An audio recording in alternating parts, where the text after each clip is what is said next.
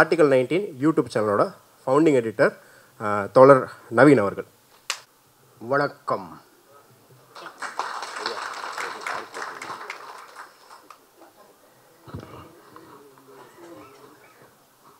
In fact, I'm trying to feel scared.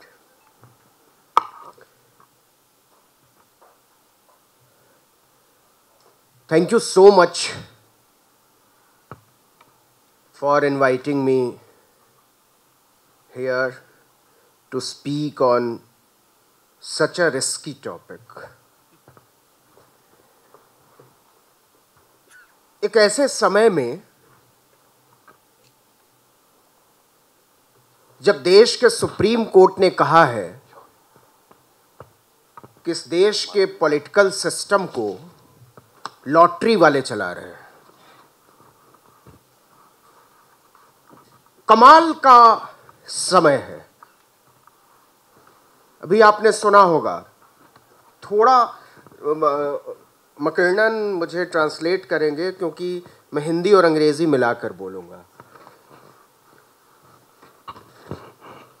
ஒன்றும் இல்லை, நான் டிரான்ஸ்லேட் பண்ணுவேன்னு சொல்கிறாரு, அவ்வளோதான். நான் இந்த பாணியில் தான் டிரான்ஸ்லேட் பண்ண போகிறேன். பாயிண்ட் பை பாயிண்ட் அவர் சொல்கிறத அப்படியே நான் மொழியாக்கம் செய்ய போகிறதில்ல. அவர் சொல்கிறதுனுடைய அவருடைய உடல் மொழியே அதே தான், அதே பாணியில் தான். 600 करोड़ 600 करोड़ की कमाई वाली एक कंपनी ने अपनी बेटी की शादी में 1200 करोड़ रुपए खर्च किए. 12,000 करोड़, माफ कीजिएगा. कंपनी का टर्नओवर 6,000 करोड़ और बेटी की शादी में खर्च किए 12,000 crore. And they are running the Indian democracy. வெறும் 6,000 கோடி டர்ன் ஓவர் இருக்கிற ஒரு நிறுவனம் தன்னுடைய மகனின் திருமணத்தை 12,000 கோடி ரூபாய் அந்த திருமணத்துக்கு செலவு பண்ண முடியுது அப்படின்னு சொன்னால் அந்த கும்பல் தான் அந்த நாட்டை வழி நடத்துது அப்படிங்கிறது இன்றைய யதார்த்த நிலைமையாக இருக்குது. और ये मेरे लिए वाकई एक बहुत इमोशनल मोमेंट है, क्योंकि जिन पेरियार को हम पढ़ते रहे, उत्तर भारत में समझने की कोशिश करते रहे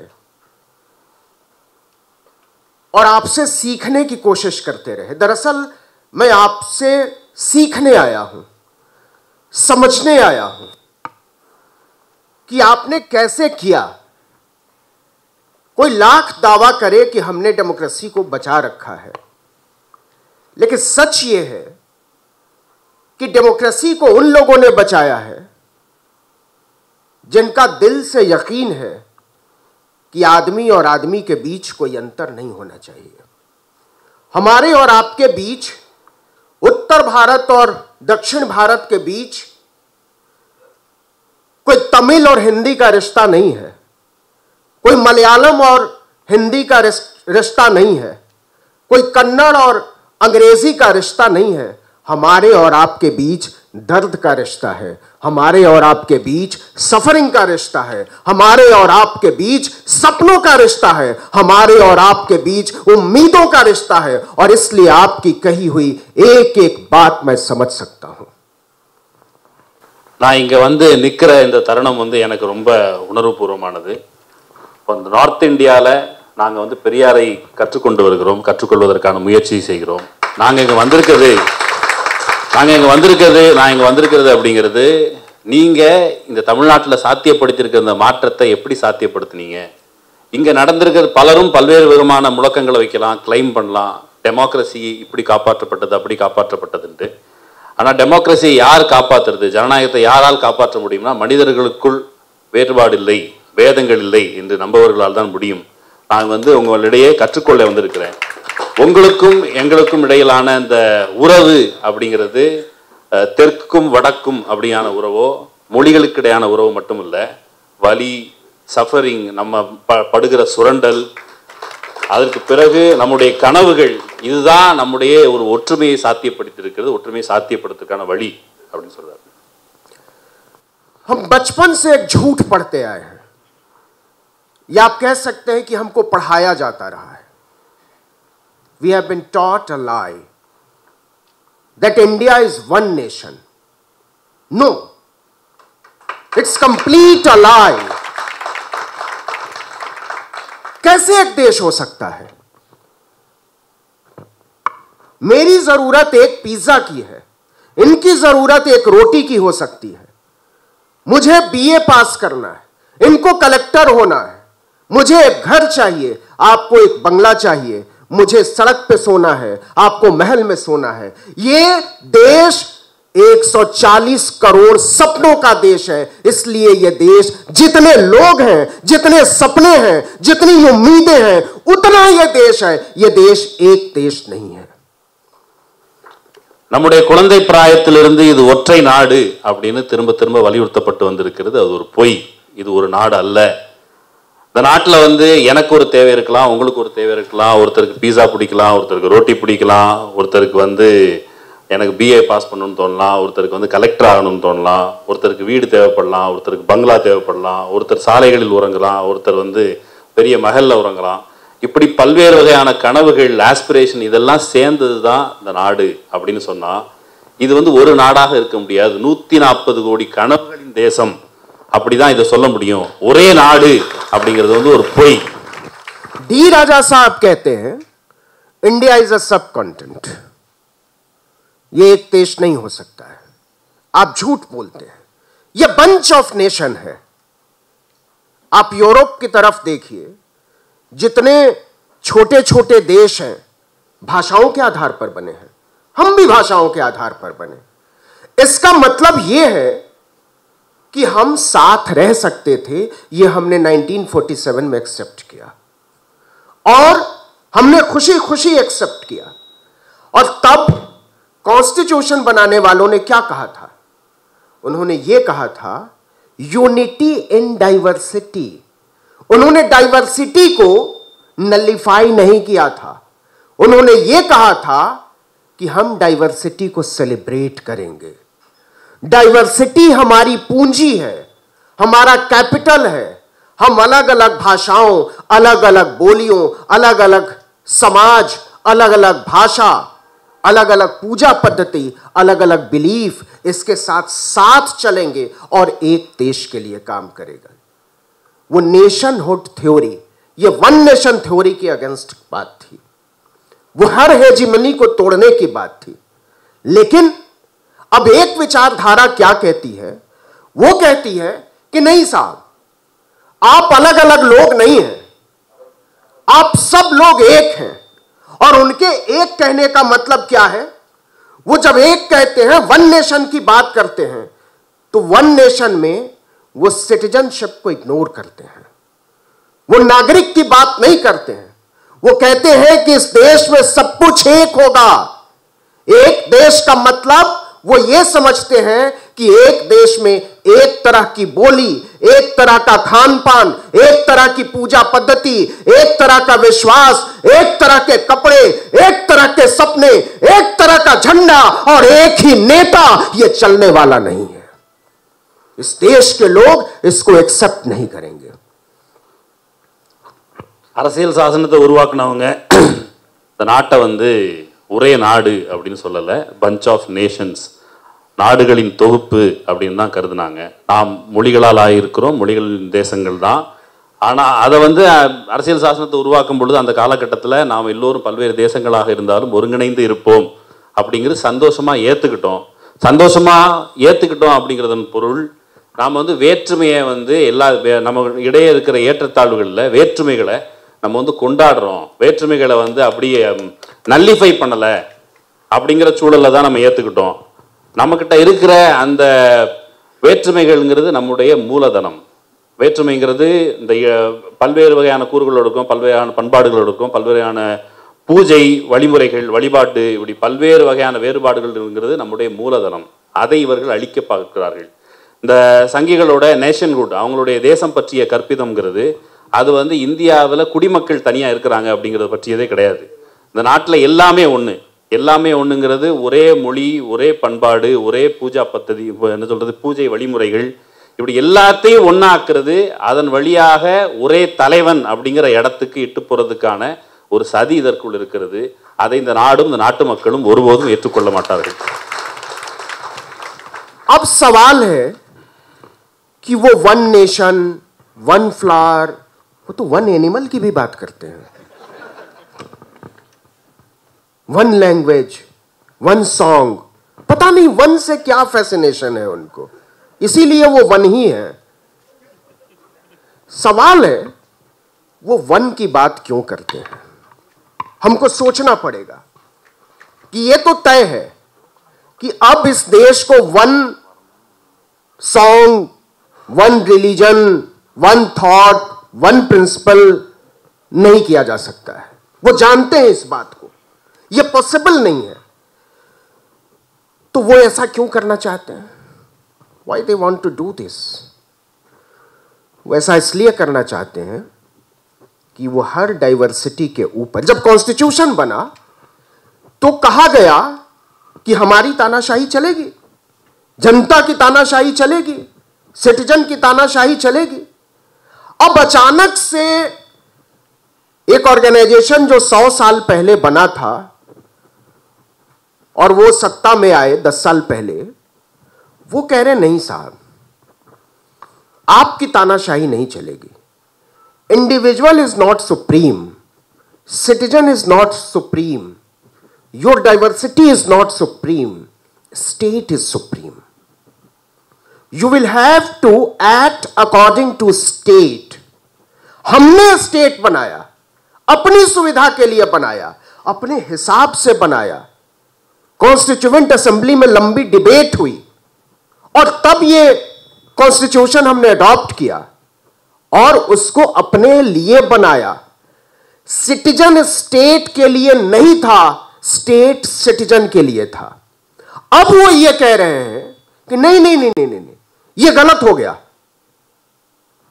अब तो कर्नाटक में एक साहब ने कह दिया कि अगली बार 400 पार अगर आ जाएगा तो हम कॉन्स्टिट्यूशन बदलेंगे। ये एक दिन में नहीं हुआ है, बीजेपी ने अपने आप को डिस्टेंस कर लिया उससे, लेकिन ये कोई ऐसा नहीं है, it was not a mistake, it was deliberate. वो जानबूझकर ऐसा बोलते हैं बार बार, हमको और आपको वो मेंटली प्रिपेयर कर रहे हैं कॉन्स्टिट्यूशन को खत्म करने के लिए, एक हिंदू नेशन को अडॉप्ट करने के लिए। ஏற்கனவே சொன்னது போல இந்த ஒன்று ஒற்றை அப்படிங்கிறது குறித்து இந்த சங்கிகளுக்கு இருக்கிற வெறி, ஏன் அவங்களுக்கு எல்லாமே ஒன்றா இருக்கணும், ஒரு பாடல் ஒரு விலங்கு அப்படிங்கிற அளவுக்கு வெறியோட அந்த ஒன்றின் மீது அவர்களுக்கு என்ன அந்த வெறி அப்படின்னு தெரியல. அது நடக்காது அப்படிங்கிறது அவங்களுக்கு தெரியும், அது முடியாது அப்படிங்கிறது தெரியும்.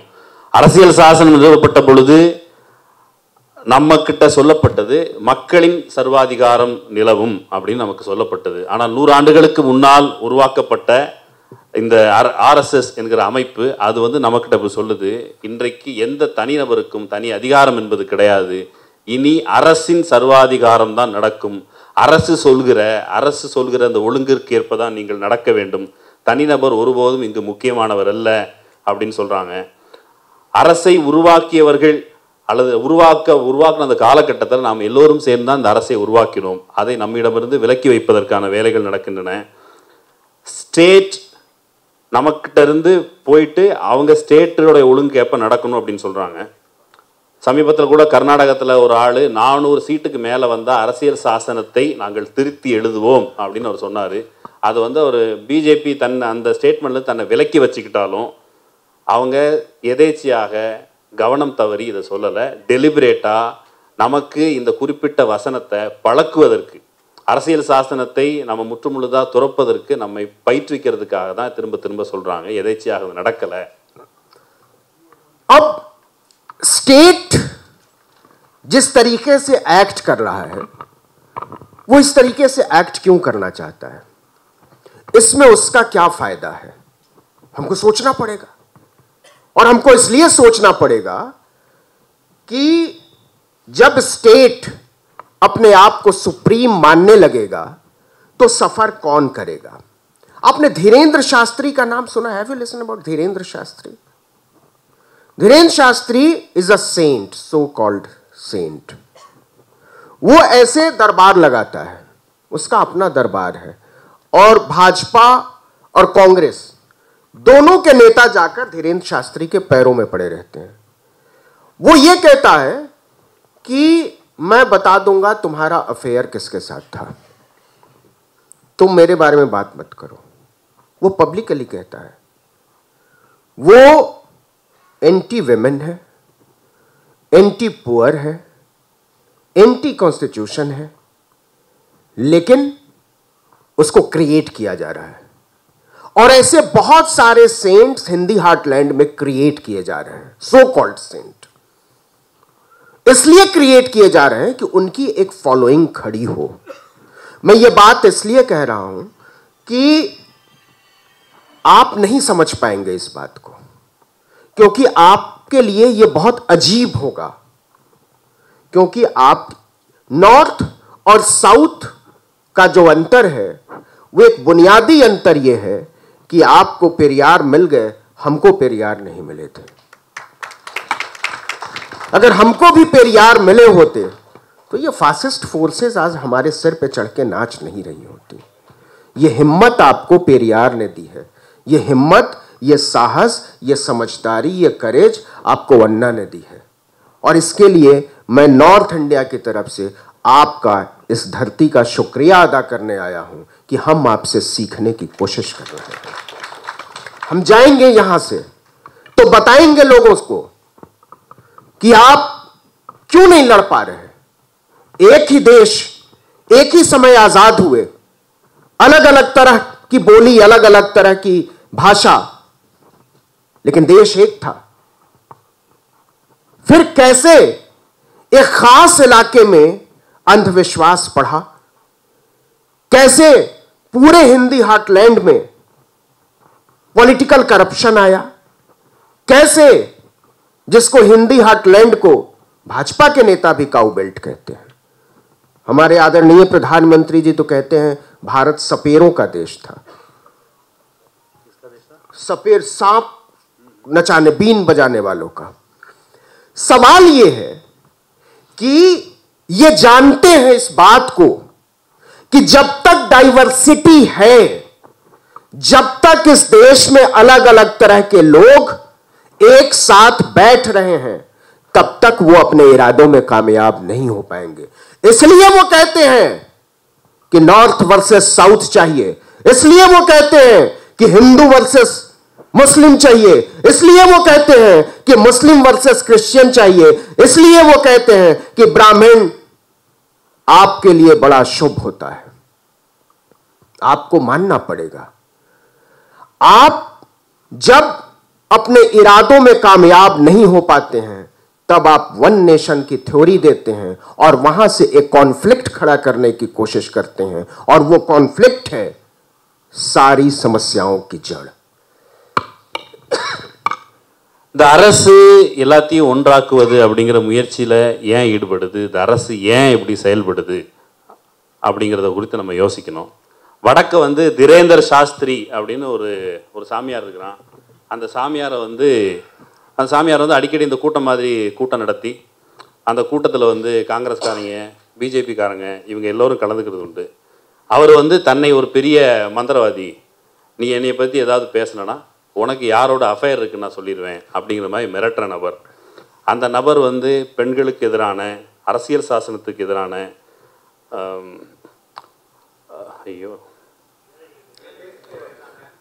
ஏழைகளுக்கு எங்கே எழுதி வச்சிருந்தேன்னு மறந்து போச்சு, ஏழைகளுக்கு எதிரான நபர். இப்படியான சாமியார்களை வடக்க தொடர்ந்து உருவாக்கிட்டு இருக்காங்க. பாபா ராம்தேவ் மாதிரி பல்வேறு சாமியார்களை வடக்க தொடர்ந்து உருவாக்கிட்டு இருக்கிறாங்க. அப்படி உருவாக்குவதன் வழியாக ஒரு கூட்டத்தை திரட்டி வைத்துக்கொண்டு அதை வாக்குகளாக மாற்றுவது அப்படியான திட்டம் அங்கே இருக்குது. இதை நான் சொல்கிறது வந்து உங்களுக்கு கண்டிப்பாக புரியாது. உங்கள் ஊரில் அது இல்லை. உங்கள் ஊரில் ஏன் இல்லைன்னு கேட்டால், உங்கள் ஊரில் உங்களுக்கு பெரியார் கிடைத்தார், எங்களுக்கு பெரியார் கிடைக்கல. ஒருவேளை பெரியார் எங்களுக்கு கிடைத்திருந்தா இந்த ஃபாசிஸ்டுகள் எங்கள் முன்னாடி இப்படி ஆட்டம் காமிக்க மாட்டாங்க. நார்த்தில் வந்து நான் இங்கேருந்து போகும் பொழுது இங்கே இருக்கிற மக்கள் இதை எப்படி சாத்தியப்படுத்தினாங்க அப்படிங்கிறத எங்கள் மக்கள்கிட்ட போய் நான் சொல்லுவேன். அதை கற்றுக்கொள்வதற்காக நான் இங்கே வந்திருக்கிறேன். இது ஒரே நாடாக நம்ம 1947 ஒரே நாடாக ஒரே சமயத்தில் விடுதலை வாங்கினோம். ஆனால் ஒரு குறிப்பிட்ட பிரதேசத்தில், குறிப்பிட்ட பகுதியில் மட்டும் மூட நம்பிக்கைகள் இன்னும் வேகமாக பரவுவதும், பாஜக காரங்களே அதை வந்து ஒரு கவு பெல்ட்னு சொல்கிறதும், நாட்டினுடைய பிரதமரே அது வந்து பாம்பாட்டிகளுடைய பகுதின்னு இந்த நாட்டை சொல்கிறதும், அது வந்து எதேச்சியாக நடக்கலை. பன்முகத்தன்மை அப்படிங்கிறது அழுத்தமாக பதிந்திருக்கிற சூழலில் பன்முகத்தன்மை கொண்ட மக்கள் ஓரிடத்தில் அமர்ந்து புழங்குவது வாழ்வது அப்படிங்கிறது தொடர்ந்து நடந்து கொண்டிருந்தால் அவர்களால் இந்த பிளவுவாத அரசியலை தொடர்ந்து செய்ய முடியாது. அதன் பொருட்டு தான் தெற்கும் வடக்கும் அப்படிங்கிற முரண்பாட்டை இன்னும் அதிகப்படுத்த பார்க்குறாங்க. இஸ்லாமியர்களுக்கும் இந்துக்களுக்கும் இன்னும் பல்வேறு வகையான முரண்பாடுகளை கூர்தீட்டுவதும் அந்த நோக்கத்தில் தான். நாம் அதை சரியாக புரிஞ்சுக்கணும். பாசிஸ்டுகள் அந்த பிளவை கூர்தீட்டுவதன் வழியாக தான் தங்களுடைய செயல் திட்டங்களை நிறைவேற்ற பார்க்குறாங்க. वो बड़े शातिर हैं, दे आर वेरी श्रूड. वो बहुत होशियारी के साथ कल्चर का इस्तेमाल अपने पॉलिटिकल फायदे के लिए करते हैं. आपने सुना होगा कि अयोध्या में इस मुल्क के 25 करोड़ लोगों को धमकी देकर एक जो इमारत बनाई गई है, वहां उन्होंने जो मूर्ति लगाई राम की, वो ले गए दक्षिण भारत से और पार्लियामेंट में पीछे एक सिंगल खड़ा किया, दक्षिण भारत से ले गए. तो आपको क्या लगता है, वो डेमोक्रेसी को रिप्रेजेंट करने के लिए है? वो डाइवर्सिटी को रिप्रेजेंट करने के लिए है? वो पीपल को रिप्रेजेंट करने के लिए है? वो हमारे और आपके एस्पिरेशन और होप को रिप्रेजेंट करने के लिए है? नहीं, वो ये बताने के लिए है कि आप हमारे लिए इस्तेमाल की चीज है. You are usable. हम हर चीज को यूज करेंगे. आपके होप को यूज करेंगे, आपके एस्पिरेशंस को यूज करेंगे, आपके ड्रीम्स को यूज करेंगे. लेकिन इसमें नुकसान किसका है? जब भी इस तरीके के पॉलिटिकल कॉन्फ्लिक्ट कल्चर का इस्तेमाल करके खड़े किए जाएंगे तो खत्म क्या होगा, मारा कौन जाएगा, नुकसान किसका है, यह तो सोचना पड़ेगा.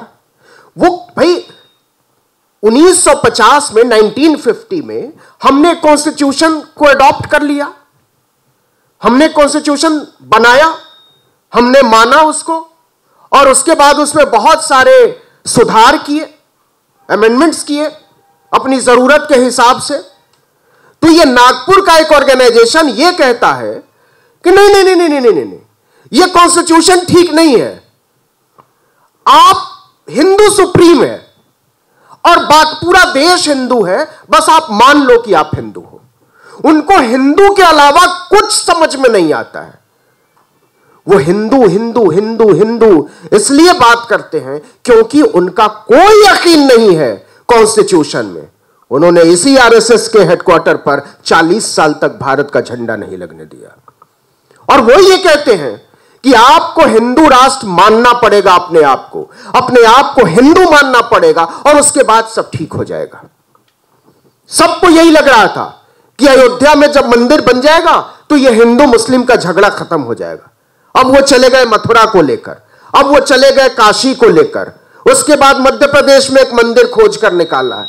मुझे पता है कि विश्व हिंदू परिषद के पास ऐसे 300 मंदिरों की लिस्ट है और अगले 40 साल 50 साल तक यह फसाद खत्म होने वाला नहीं है. वो ऐसा क्यों करना चाहते हैं? वो ऐसा इसलिए करना चाहते हैं, यह किसके अगेंस्ट है, यह सोचना पड़ेगा. यह हमारे सिटीजनशिप के अगेंस्ट है. आप पाकिस्तान के लोगों को सिटीजनशिप दे रहे हो, आप बांग्लादेश के लोगों को सिटीजनशिप दे रहे हो, आप अफगानिस्तान के लोगों को सिटीजनशिप दे रहे हो, लेकिन इसी देश में रहने वाले लोगों को सिटीजन मानते हो क्या? आप हिंदू बनाकर हमसे हमारा आरक्षण छीनना चाहते हो, रिजर्वेशन छीनना चाहते हो, आप हमसे हमारा एजुकेशन छीनना चाहते हो, आप हमसे नौकरी मांगने का हक छीनना चाहते हो, आप ये बोलने का हक छीनना चाहते हो कि हम इस देश में बराबरी के हामी हैं. इस देश में नहरें इस देश के पिछड़ों ने बनाई, दलितों ने बनाई, ओबीसी तबके ने बनाई. इस देश की सड़कों को इस देश के पिछड़ों ने बनाया है, इस देश के बांधों को पिछड़ों ने बनाया है. हमने जूठे बर्तन धोए हैं, हमने आपके जूते सिले हैं, हमने आपके लिए कपड़े धोए हैं, हमने आपकी मालिश की है, हमने आपकी बेगारी की है, हमने बंधुआ मजदूरी की तरह आपके लिए खिदमत की है. यह देश हमारा है, इस देश का समूचा हिस्सा हमारा है. हम तय करेंगे इस देश पर कौन राज करेगा. हम तय करेंगे इस देश की उम्मीदें क्या है, हम तय करेंगे इस देश को चलाने वाले लोग कौन होंगे, हम तय करेंगे कि यह देश डेमोक्रेसी से चलेगा कि हिंदू राष्ट्र बनेगा। आप कौन होते हैं? और अगर आप आज भी हमारी बात सुनने को तैयार नहीं है तो आपको हम सत्ता से उखाड़ फेंकेंगे। आप समझते हो कि यह चलता रहेगा और इसी तरीके से लोग मानते रहेंगे? किस तरीके से आपने हमारे ऊपर राज किया है।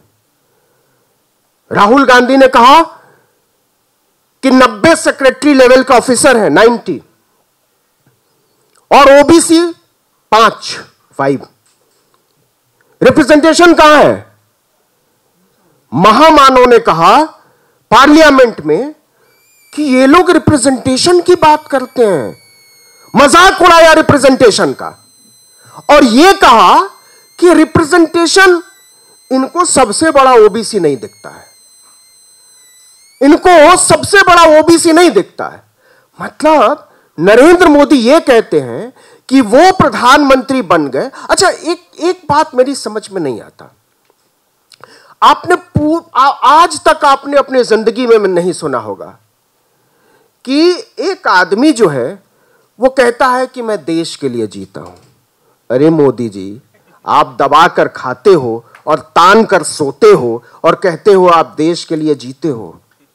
कोविड का दौर हम भूले नहीं है, इस देश के लोगों को याद कराने की जरूरत है। और यही गोदी मीडिया की बात हो रही थी, इसी इंडिया टुडे ग्रुप ने, जिस पर अरुण पुरी जो इंडिया टुडे ग्रुप के मालिक हैं, अभी कल पूरे खानदान के साथ मोदी जी के साथ बैठे हुए थे, पूरे खानदान के साथ उनकी आरती उतार रहे थे। आपको पता है, फैलाया यह जाता है कि डीएमके मंदिरों को तोड़ना चाहती है। यह मिसकॉन्सेप्शन बड़ा आसान है फैलाना, और यह आसान इसलिए है कि जो सैफ्रॉन पॉलिटिक्स के हिमायत वाले हैं वो ये समझते हैं कि हम उत्तर भारत और दक्षिण भारत को लड़ाकर उनके बीच कोई ब्रिज नहीं बनने देना चाहते हैं। पता है, वो जब कहें, सच ये है कि वो इसलिए फैलाना चाहते हैं कि तमिलनाडु में मंदिर तोड़े जा रहे हैं, कहीं कुछ और तोड़े जा रहे हैं, कहीं कुछ और तोड़े जा रहे हैं, क्योंकि आप पेरियार और अन्ना की मूर्ति तोड़ना चाहते हो, आप बाबा साहब की मूर्ति तोड़ना चाहते हो, आप फुले और शाहू जी महाराज की मूर्ति तोड़ना चाहते हो, और आप असल इरादे इसके पीछे छुपा लेना चाहते हो। सच ये है, लेकिन आप ये कहोगे नहीं, क्योंकि आपको पता है कि सत्ता की चाबी किसके हाथों में है। ये आपने देखा, रातों रात हरियाणा में एक चीफ मिनिस्टर ओबीसी बना दिया गया। क्यों? क्योंकि एक ऐड है, डर सबको लगता है, गला सबको सूखता है। तो जिनको ओबीसी चीफ मिनिस्टर बनाया, बिहार में एक ओबीसी को डिप्टी चीफ मिनिस्टर बनाया, मध्य प्रदेश में एक ओबीसी को चीफ मिनिस्टर बनाया, उत्तर प्रदेश में एक ओबीसी डिप्टी चीफ मिनिस्टर है। तो क्या इससे मान लिया जाए कि इस देश में एससी एसटी ओबीसी का राज आ गया, कॉन्स्टिट्यूशन का राज आ गया? क्या मान लिया जाए कि हम और आप इक्वल हो गए, बराबर हो गए, हम सबके सपने पूरे हो जाएंगे? नहीं होंगे। क्यों नहीं होंगे? इसलिए नहीं होंगे कि आपने एक करप्ट लीडरशिप पैदा की है। वो लीडरशिप वैचारिक तौर पर करप्ट है, थॉट के लेवल पर करप्ट है। आप उसको मंदिर, मस्जिद, धर्म की तरफ मोड़ना चाहते हो, आप उसको विचार की तरफ मोड़ना नहीं चाहते हो।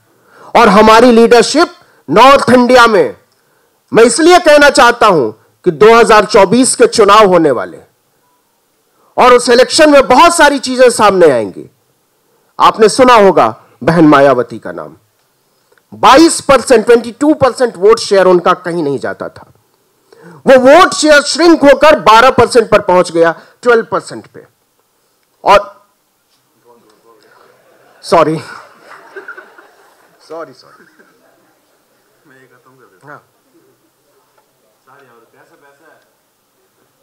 பேச பேச ரெண்டு பக்கம் ஆயிடுச்சு. இப்போ நான் எதை நினைவு வச்சு சொல்ல போறேன்னு தெரியல. அவர் சொல்ல வந்தது என்னன்னா, வடக்க கலாச்சாரத்தின் பெயரால் அவங்க கட்டி எழுப்ப விரும்புகிற அந்த அரசியல், அதுக்கு பின்னால ஒரு நோக்கம் இருக்குது. அயோத்தியால ராமருக்கு சிலை வச்ச பொழுது இந்தியாவில் இருக்க 25 கோடி மக்களை மிரட்டி அங்கே சிலையை நோக்கி அந்த திசையை நோக்கி வர வைக்கணும் அப்படின்னு அவங்க விரும்பினாங்க. இந்த பக்கம் நாடாளுமன்றத்தில் செங்கோலை கொண்டு வந்து வச்சாங்க. செங்கோலையோ அல்லது இந்த ராமர் சிலையோ வச்சது அப்படிங்கிறது வந்து ஜனநாயகத்தின் பொருட்டு அல்ல, ஜனநாயகத்தை பிரதிநிதித்துவப்படுத்துவதற்காக அது அல்ல, உங்களுடைய நம்பிக்கைகளை பிரதிநிதித்துவப்படுத்துவதற்காக அல்ல. உங்களுடைய நம்பிக்கைகளோ அல்லது வேறு சில உங்களுடைய ஆஸ்பிரேஷனோ கனவுகளோ அது எல்லாத்தையும் நான் பயன்படுத்தி கொள்வேன், நீங்கள் பயன்படுத்தத்தக்க ஒரு பொருள் மட்டுமே எங்களுக்கு அப்படின்னு சொல்வதற்காக தான் அவங்க வந்து இந்த விஷயங்கள் எல்லாத்தையும் பயன்படுத்திக்கிறாங்க. நமக்கிடையே வந்து அரசியல் ரீதியான முரண்பாடுகளை இவங்க கூர்மைப்படுத்துவதற்கான காரணம் என்ன? அப்படி அது கூர்மைப்பட்டா யாருக்கு நட்டம், யார் பாதிக்கப்படுவா, யார் கொலை செய்யப்படுவா, யாருக்கு உயிரிழப்பு நேரும் அப்படிங்கிறத பற்றி நம்ம சிந்திக்கணும். 1950 அரசியல் சாசனத்தை நம்ம ஏற்றுக்கொண்டோம். அதற்கு பிறகு அதில் நிறைய திருத்தங்கள் கொண்டு வந்தோம். நமக்கு சாதகமான விஷயங்கள்னு சில திருத்தங்கள் கொண்டு வந்தோம். ஆனால் திடீர்னு RSS நாக்பூர்ல இருந்து வர்ற ஒரு ஆர்கனைசேஷன் அது சொல்லுது, இல்லை இந்த அரசியல் சாசனம் பொருத்தமானது அல்ல, நீங்கள் வந்து எங்கே பின்னாடி வரணும், ஹிந்து தான் இந்த நாட்டில் வந்து மேன்மையானவன் உயர்ந்தவன் அப்படின்னு நீங்கள் ஒத்துக்கணும் அப்படின்னு சொல்கிறாங்க. ஆனால் ஹிந்து அப்படிங்கிற இந்த முழக்கம் அப்படிங்கிறது உங்களுடைய அடையாளத்தை பறித்து கொள்வதற்காக, ஹிந்துங்கிற பேரில் நீங்கள் எங்களுடைய ரிசர்வேஷனை இத்தனை காலமாக பறித்து வந்திருக்கீங்க. ராமர் கோயிலை கட்டி முடிச்சதுக்கப்புறம் இந்தியாவில் முரண்பாடுகள் இருக்காது, ஒரு கோயில் தானே விட்டு கொடுத்துருங்கன்னு சொன்னாங்க. அதுக்கு பிறகு சண்டை வராது, இந்து முஸ்லீம் சண்டை வராதுன்னு சொன்னாங்க. அதுக்கு பிறகு காசி மதுரான்னு ஒவ்வொரு இடங்களுக்காக கோயில்களுக்கு போகிறாங்க. எனக்கு தெரியும் RSS கையில் இப்போதைக்கும் ஒரு 300க்கும் மேற்பட்ட கோயில்களின் பட்டியல் இருக்குது. இன்னும் ஒரு 30-40 வருஷத்துக்கு அவங்க இதே மாதிரி பிரச்சாரம் பண்ணி கோயில்களை வச்சே நாட்டில் முரண்பாடுகளை உருவாக்குவதற்கான ஏற்பாடுகளை செஞ்சு வச்சிருக்கிறாங்க. அவங்க நம்மிடமிருந்து பறிக்க விரும்புவது, நாம ஒரு குடிமக்கள் அப்படிங்கிற அடையாளத்தை பறிக்க விரும்புகிறார்கள். பாகிஸ்தான்ல இருந்து வர்றவன், ஆப்கானிஸ்தான்ல இருந்து வர்றவன், பங்களாதேஷ்ல இருந்து வர்றவனுக்கெல்லாம் குடியுரிமை கொடுக்கிறேன்னு பிரகடனப்படுத்துகிற இந்த கும்பல் இந்த நாட்டில் வாழுகிற மக்களை குடிமக்களாக நடத்துகிறதா, குடிமக்கள் என ஏற்றுக்கொள்கிறதா அப்படிங்கிறதா மிக முக்கியமான கேள்வி. அவர்கள் அப்படி ஏற்றுக்கொள்ளவில்லை. இந்த நாட்டின் பெரும்பான்மை வளங்கள், இந்த நாட்டினுள் இருக்கிற இந்த சாலைகள்ல இருந்து எல்லா விஷயங்களையும் கட்டுமானங்கள் எல்லாத்தையும் உருவாக்குனது இந்த நாட்டில் இருக்கிற தலித்துகள், ஓபிசிக்கள், பிற்படுத்தப்பட்ட மக்கள்.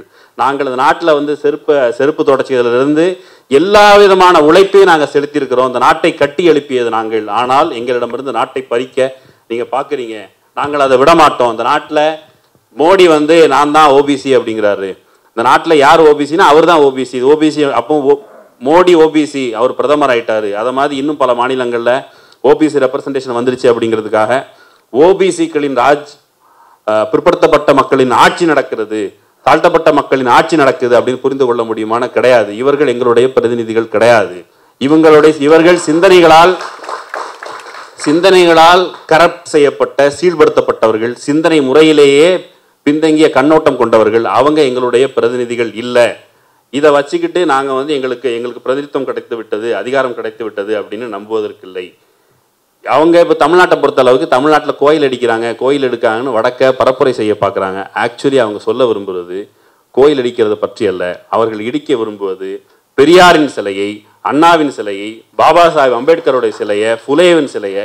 இந்த சிந்தனையின் வழியாக ஏற்கனவே இருக்க இந்த சிந்தனை மரபை இடித்து தகர்க்க பார்க்கிறார்கள். அதுக்கு இந்த பூச்சாண்டி, ஓபிசி, எஸ்சி மாதிரியான ஆட்களை கொண்டு வந்து பயன்படுத்துகிறார்கள் அப்படின்னு கடைசியில் மாயாவதிட்டு வந்து முடிச்சாரு, சொல்லி முடிச்சாரு. हमारे और आपके बीच एक पुल है. देयर इज अ ब्रिज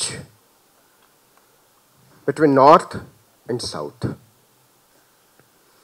आपके यहां पेरियार ने 1930s में जो कर दिया वो हमारे नेताओं ने जाकर 60s 70s में शुरू किया. आपके और हम सब के, आपके मैं क्यों कह रहा हूं, वो हम सब के हैं. पेरियार साहब ने जो लिखा उसके बाद आपने उनकी मूर्तियां अपने दिलों में लगा ली, घरों के बाहर लगा दी. और मकरनन बता रहे थे कि कुछ कुछ तो मंदिरों के बाहर भी पेरियार की मूर्ति है. हमारे यहां भी एक पेरियार हुए उत्तर प्रदेश में, उनका नाम था ललई Singh Yadav, and he translated one work of Periyar. उन्होंने लिखी सच्ची रामायण, ट्रांसलेटेड। पता है उसके बाद क्या हुआ? उसके बाद ललई सिंह यादव को जेल में डाल दिया गया, मुकदमा कर दिया। उत्तर प्रदेश की सरकार ने उनकी किताब बैन कर दी गई और सुप्रीम कोर्ट से जाकर वो बैन हटवाना पड़ा सालों साल बाद। हम लोग उनको छोटा पेरियार कहते हैं। आप इसलिए बधाई के पात्र हैं, I want to congratulate you, कि आपने पेरियार को अपने दिलों में बसाया और हमारे समाज ने, हमारी सरकार ने पेरियार की बात करने वालों तक को जेल में डाल दिया और हम इसके लिए शर्मिंदा महसूस करते हैं। We feel ashamed. डाइवर्सिटी, आप, ये मेरे बियॉन्ड इमेजिनेशन है कि 1920s में कोई सेल्फ रेस्पेक्ट मूवमेंट चला रहा था तमिलनाडु में, सेल्फ रेस्पेक्ट मूवमेंट। हम आज भी सेल्फ रेस्पेक्ट को महसूस करने तक को राजी नहीं है। We don't even want to feel it. 1920s में, और सेल्फ रेस्पेक्ट मूवमेंट का हिस्सा क्या था? वो कह रहे थे फ्रीडम, और फ्रीडम का सबसे बड़ा पार्ट क्या था? आर्टिकल 19। वो कह रहे थे कि सेल्फ रेस्पेक्ट में सबसे पहले बोलने की आजादी आनी चाहिए। वो वुमेन राइट की बात कर रहे थे 30s में, और वुमेन राइट उसके बहुत बाद बाबा साहब ने किया। हमने जाकर 1970s में यह सब शुरू किया। आपको मैं एक घटना बताता हूं। हमारे यहां बिहार में बाबू जगदेव प्रसाद हुए, Babu Jagdev Prasad, and he was running anti caste movement.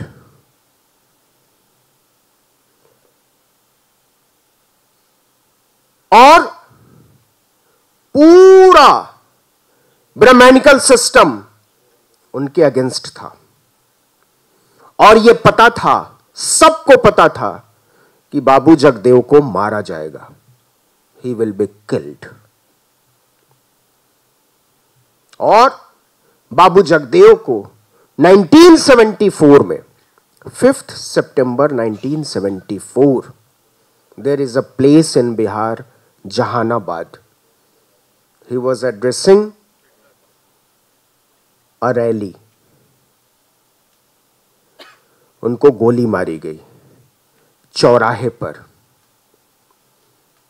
यहां बात खत्म नहीं होती है।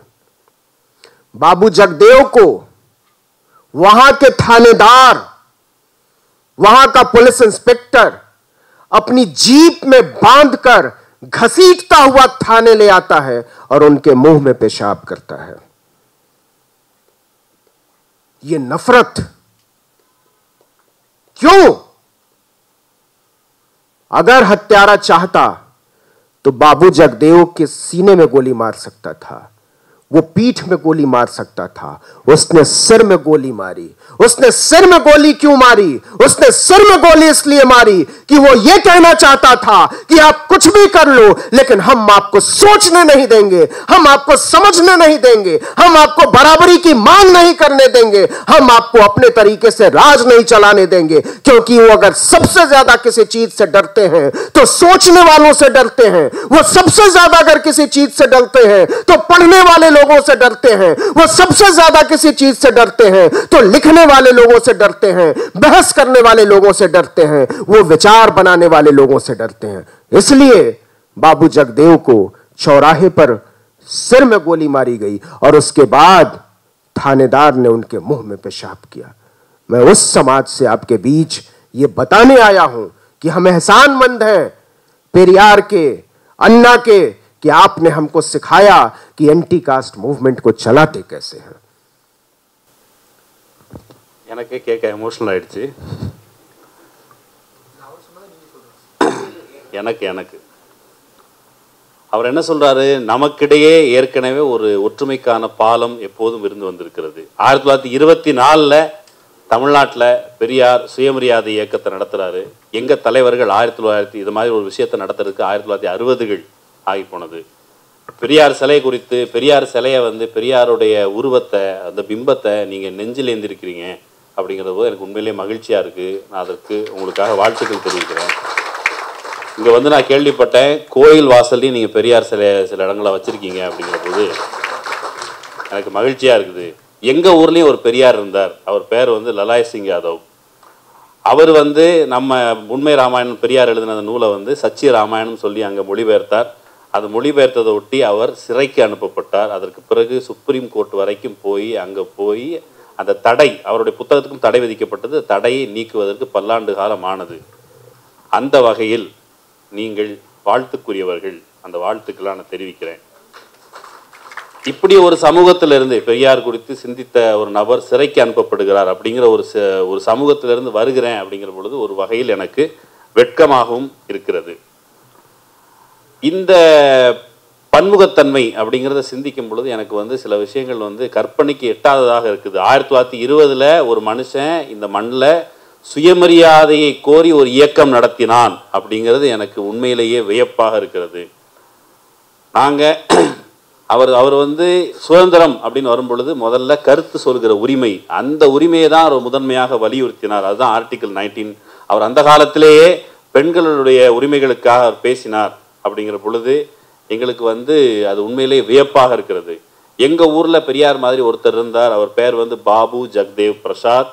அவர் சாதி ஒழிப்புக்கான சாதி எதிர்ப்பு இயக்கத்தை நடத்தி வந்தார். ஒட்டுமொத்த பார்ப்பன அந்த கும்பல் அவருக்கு எதிராக இருந்தது. அது மிகவும் வெளிப்படையானது. அப்படியான ஒரு பரப்புரையை மேற்கொண்ட நபர் கண்டிப்பாக கொலை செய்யப்படுவார் என்று கருதினோம். கண்டிப்பாக அவர் கொலை செய்யப்பட்டார். முச்சந்தியில் ஒரு பேரணியில் வைத்து அவர் சுட்டு கொலை செய்யப்பட்டார். ஒரு காவல்துறை அதிகாரி அவரை வண்டியில் இழுத்து சென்று அவர் வாயில் சிறுநீர் கழித்தார். சுட வந்தவன் அவரை நெஞ்சிலோ அவருடைய முதுகிலோ சுட்டுக் கொள்ளவில்லை. அவன் சுட்டுக் கொன்றது அவருடைய நெற்றியில். ஏனென்றால் அவர்களுக்கு அந்த மூளை குறித்த பயம் இருந்தது. சிந்திப்பதை அவர்கள் ஒருபோதும் சகித்து கொள்ள முடியாது. சிந்திப்பவர்களை சகித்து கொள்ள முடியாது. எழுதுபவர்களை சகித்து கொள்ள முடியாது. சிந்திக்க தூண்டுபவர்களை சகித்து கொள்ள முடியாது. அந்த நபர் குறித்து சொன்னார். எஸ், शहीद जगदेव का नारा था, 100 में 90 शोषित है, 90 भाग हमारा है, धन धरती और राजपाट में 90 भाग हमारा है. 19 out of 100 are oppressed, so 90% part of a state is ours. We will run 90% part of a state. We will decide how this country will go on.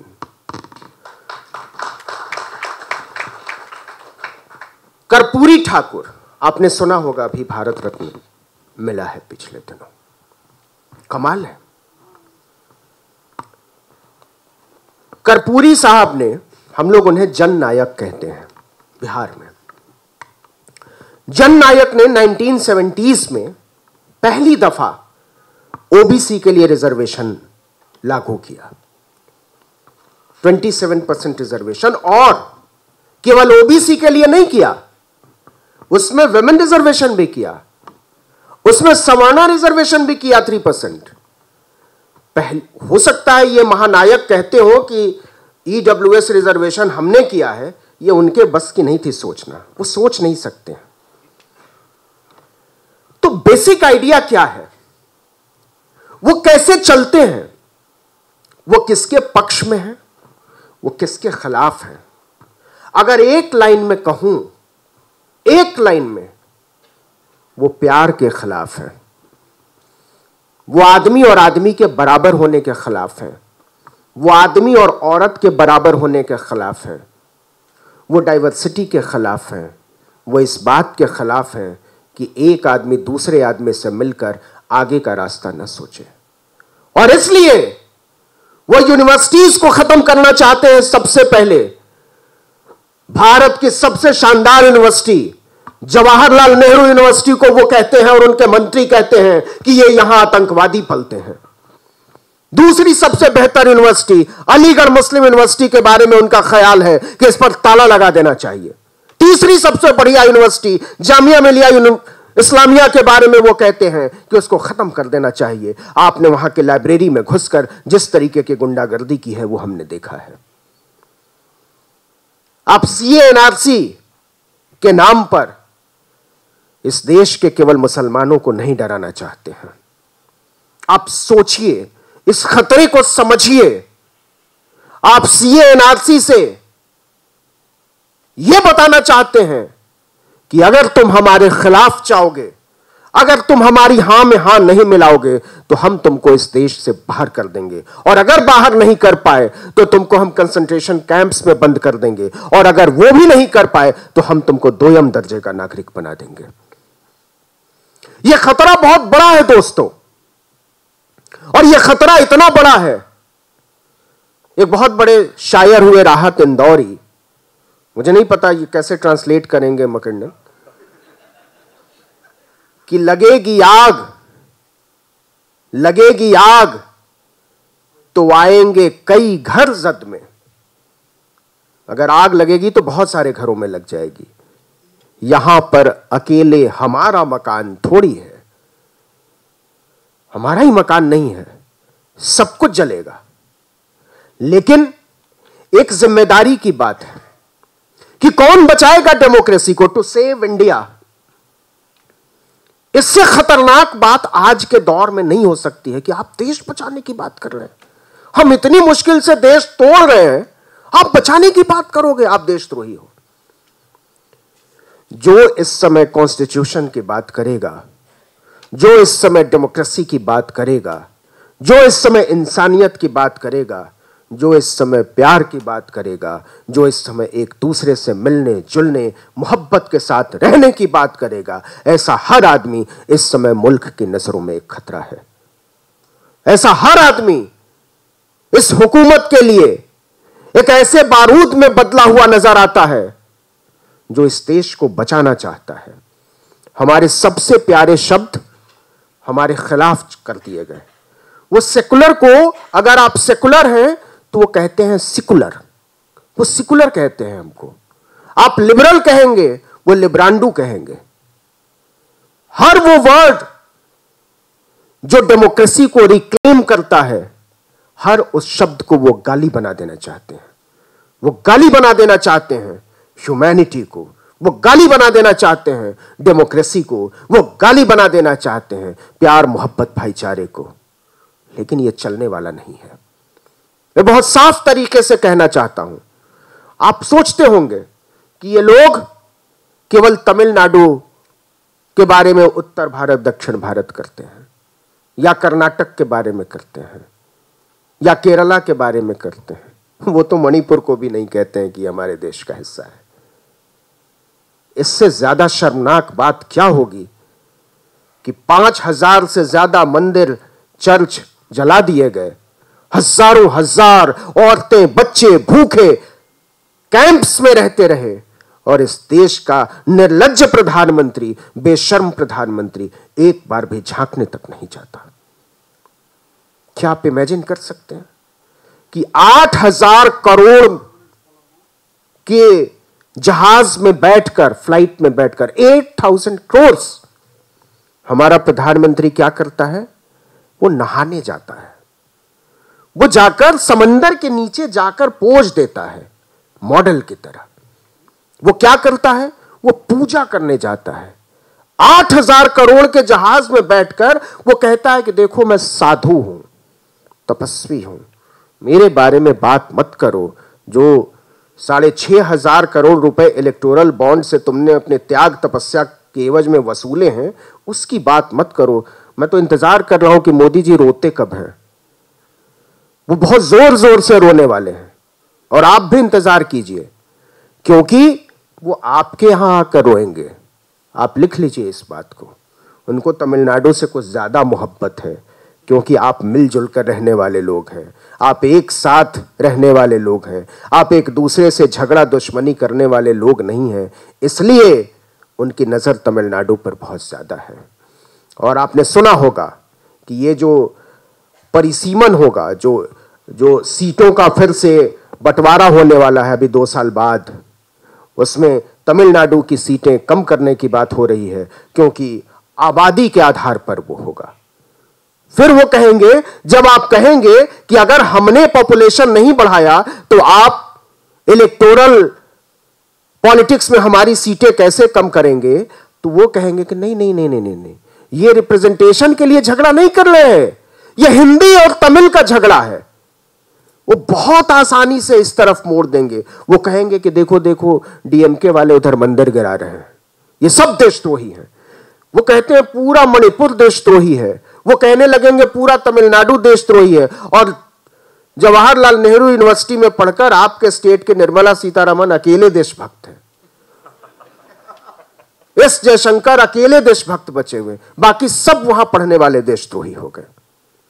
कुछ तो लिमिट होनी चाहिए, कोई तो बाउंड्री खींचोगे। लेकिन कहते हैं कि आदमी जब गिरता है तो गिरने की कोई सीमा नहीं होती है। और इस देश का प्रधानमंत्री, एक चीज पहले बोले मकरंदन, उससे पहले मैं जोड़ना चाहता हूं कि इस मुल्क के इतिहास में आज तक कोई प्राइम मिनिस्टर करप्ट नहीं हुआ था। किसी भी प्राइम मिनिस्टर ने उस पोस्ट को डिग्रेड नहीं किया, उसकी तौहीन नहीं की, उसकी इज्जत बढ़ाई है। हमको यह पहला प्रधानमंत्री मिला है जिसने उस कुर्सी की तौहीन की है, जिसने बार बार इंडियन डेमोक्रेसी को बेइज्जत किया है, जिसने हमारी नागरिकता को बेइज्जत किया है, जिसने प्यार को बेइज्जत किया है, जिसने एक साथ रहने, मिलने, जुलने, सोचने, पढ़ने, लिखने को बेइज्जत किया है।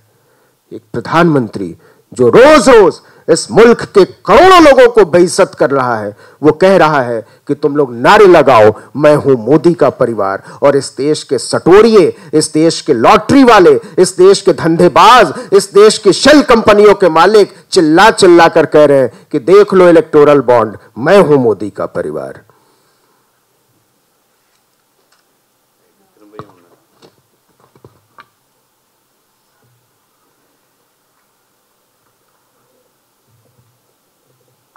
पहले 90 का हिस्सा कौन बोल रहा था, कौन बोल रहा है?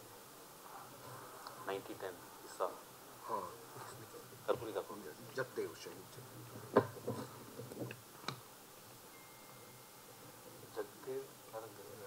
जगदेव प्रसाद। இதுக்கு முன்னால் அந்த கொலை செய்யப்பட்டார் இல்லையா, அந்த தியாகி, அவர் வந்து இந்த நாடு குறித்து சொல்லும் பொழுது, இந்த நாட்டில் 90 விழுக்காடு மக்கள் இந்த நாட்டை உழைப்பால் உருவாக்கியவர்கள், இந்த நாட்டின் மீது அதிகாரம் 90 விழுக்காடு அதிகாரம் எங்களுக்குத்தான் உரியது அப்படின்னு அவர் சொல்லுவார். நாங்கள் ஜனநாயக் அப்படின்னு சொல்கிற பீகாரை சேர்ந்த கர்பூரி தாக்கூர் சமீபத்தில் கூட அந்த மோடி கவர்மெண்ட் வந்து விருதெல்லாம் கொடுத்துச்சு. ஆமாம், அவர் வந்து ஓபிசிகளுக்கு முன்னாடி 27 விழுக்காடு ரிசர்வேஷன், பெண்களுக்கு ரிசர்வேஷன், இன்றைக்கி இந்த இடபிள்யூஎஸ்லாம் சொல்கிறாங்க, அப்போயே சவர்ணா ரிசர்வேஷன், இது எல்லாமே முன்னாடியே கொண்டு வந்தது. ஆக்சுவலி இந்த பிஜேபி அல்ல சங்கீஸ் இவங்களை குறித்து ஒன்லைன் ஒரு வரியில் சொல்லணும் அப்படின்னா, இவர்கள் யாருக்கு எதிராக நிற்கிறார்கள் அப்படின்னு கேட்டால், அன்புக்கு எதிராக, சமத்துவத்திற்கு எதிராக, ஒன்றாக புழங்குவது, சேர்ந்து வாழ்வது, அதற்கு எதிராக நிற்கிறார்கள். ஜேஎன்யூ, அலிகர் யூனிவர்சிட்டி, இன்னும் ஜாமியா மலியா யூனிவர்சிட்டி, இப்படி எல்லா நாட்டின் முக்கியமான பல்கலைக்கழகங்கள், அறிவுத்துறையினர் உருவாக்குற அந்த பல்கலைக்கழகங்கள், இவங்களை பொறுத்தளவு சிந்திக்கிறவர்கள் எல்லோருமே நாட்டுக்கு விரோதமானவர்கள், தேச துரோகிகள் என்பதுதான் இவங்களுடைய பெரும்பாலும் அவங்களோட டெஃபினிஷன். சிஏஏ, என்ஆர்சி போன்ற இந்த சட்டங்கள் எல்லாமே இஸ்லாமியர்களுக்கு எதிரானது அப்படின்னு நம்ம எல்லாரும் விளங்கிக்கிறோம். அது இஸ்லாமியர்களுக்கு எதிரானது மட்டும் இல்லை, அவர்கள் சொல்ல விரும்புகிற செய்தி, எங்களுக்கு எதிராக நீங்கள் குரலை எழுப்பினால், எங்களுக்கு எதிராக பேசினால், எங்களுக்கு எதிராக இயங்கினால் உங்களை இந்த நாட்டை விட்டு விரட்டி விடுவோம், உங்களுடைய குடியுரிமையை பறித்து விடுவோம், உங்களை அகதிகளாக்கி விடுவோம் என்ற எச்சரிக்கையை தான் அந்த சிஏ, என்ஆர்சி அது வரும் இஸ்லாமியர்களுக்கு எதிரானது என்று மட்டும் நாம் புரிந்து கொண்டு அலட்சியமாக இருத்தல் ஆகாது. அப்புறம் வந்து ஒரு கவிதையை சொன்னார், அது எப்படி மொழிபெயர்க்க போகிறேன்ட்டு. அவர் சொன்னது சாரத்தில் இதுதான், வீடு பற்றி எரியுது அப்படின்னு சொன்னால் அது வந்து தேமைன்னு நம்ம இருக்கலாகாது, அடுத்து நம்ம வீடும் பற்றி எரியும். ஒரு வீடு பற்றி எறியறதுல ஒரு வீட்டோடு அது முடியாது, நம் வீட்டுக்கு வரும், நம் வீட்டிலும் காயம் ஏற்படும் அப்படின்னு அவர் சொன்னார். அப்புறம் வந்து பெரும்பாலும் பிஜேபி வந்து இந்த நாட்டில் இருக்கிற, இந்த நாட்டில் எதெல்லாம் ஜனநாயகத்தை உயர்த்தி பிடிக்கிற சொற்களாக இருக்குதோ அந்த சொற்களை எல்லாத்தையும் இழிவுபடுத்துகிற வேலையை பிஜேபி செய்யுது. நீங்கள் வந்து செக்குலர்னு சொன்னீங்கன்னா அவங்க சிக்குலர்னு சொல்லுவான், லிபரல்னு சொன்னால் லிபராண்டர்னு சொல்லுவான், நாட்டில் எதெல்லாம் ஜனநாயகத்தை உயர்த்தி பிடிக்கிற வார்த்தைகளோ அந்த வார்த்தைகளை கெட்ட வார்த்தைகளாக மாற்றுகிற வேலையை செய்கிறாங்க. இந்த பிஜேபியை பொறுத்தளவுக்கு டெமோக்ரஸியிலிருந்து எல்லா வார்த்தைகளும் கெட்ட வார்த்தைகள் தான். பெரும்பாலும் இப்போ தமிழ்நாடு மட்டும் இல்லை, நீங்கள் தமிழ்நாட்டை மட்டும்தான் இழிவுபடுத்துகிறான், தமிழ்நாட்டை வடக்குக்கு எதிராக நிறுத்துகிறான், தமிழ்நாட்டுக்கு எதிராக அவதூறு பரப்புரை செய்கிறான் அப்படின்னு மட்டும் நீங்கள் புரிந்து கொள்ள வேண்டாம். மணிப்பூருக்கும் அப்படி தான் பார்க்குறான். மணிப்பூரை இந்த நாட்டின் ஒரு அங்கம் என்று கூட அவர்கள் கருதுவதில்லை. அங்கே வந்து ஆயிரக்கணக்கான கோயில்களை இடித்து பெண்களை வன்புணர்ச்சிக்கு ஆளாக்கி அவங்கள வந்து கேம்புகளில் முகாம்களில் இருக்க செஞ்சுருக்கிற வேலையை தான் இதை செய்கிறாரு. நம்ம நாட்டில் இருக்கிற இது குறித்து எந்த விதமான கவலையும் இல்லாத வெட்கங்கெட்ட நம்ம ஒரு பிரதமரை இந்த நாட்டில் வந்து நம்ம வந்து பெற்றிருக்கிறோம்.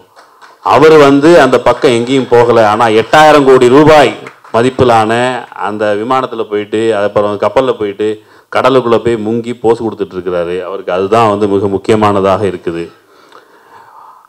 நான் இந்த ஒரு தருணத்தை எதிர்பார்த்து காத்திருக்கிறேன்னா மோடியின் அழுகைக்கான தருணத்தை எதிர்பார்த்து காத்திருக்கிறேன். அவர் வந்து மோடி அழுவார், மோடி நம் முன்னால் மண்டியிட்டு அழுவாருங்கிற பொருளை சொல்ல, மோடி உங்கள் ஊரில் வந்து அழுது நடிக்க போகிறார், சீக்கிரமே நடக்கும்.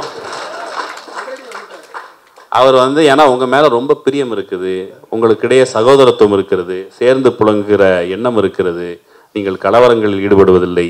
ஆகவே உங்கள் ஊரில் வந்து அழுவார். அதுக்கான தருணத்தை நான் காத்திருக்கிறேன். அவர் வந்து அவர் இந்த நாட்டை பொறுத்தளவுக்கு மோடியோ சங்கிகளோ அவங்க எல்லாரும் சேர்ந்து இந்த நாட்டில் இருக்கிற அன்பு, பரிவு, சகோதரத்துவம் இப்படி எல்லாத்தையுமே அதை இழிவுபடுத்துகிற வேலையை இந்த கும்பல் செய்து வருகிறது. हमने आपसे बहुत कुछ सीखा है. हम उत्तर भारत के लोगों ने आपसे बहुत कुछ सीखा है. 90s में मान्यवर काशीराम ने एक नारा दिया फासिज्म के उभार के अगेंस्ट, और नारा ये था, मिले मुलायम काशीराम, हवा में उड़ गए जय Shri Ram. And they made the government. हवा में उड़ गए जय श्री राम. वहां से बहुजन समाज पार्टी की पॉलिटिक्स शुरू हुई. मिले मुलायम काशीराम, हवा में उड़ गए जय श्री राम. एक नारा बहुत मशहूर था, तिलक तराजू और तलवार, इनको मारो जूते चार. तिलक ब्राह्मण, तराजू बनिया, तलवार क्षत्रिय. तो वहां से ये पॉलिटिक्स, तो वहां क्या था? और वो पेरियार पहली बार नॉर्थ इंडिया की पॉलिटिक्स में उसके सेंटर में कोई लीडर पेरियार को लेकर आया था, और दलितों ने उसको दिल से लगाया. ओबीसी को लगा ये हमारी बात है, ये हमारी हिस्सेदारी की बात है. उसका विरोध हुआ, उसका समर्थन हुआ. लेकिन सच ये है कि बीएसपी नाम की देश की तीसरी सबसे बड़ी पार्टी को खड़ा किया काशीराम ने.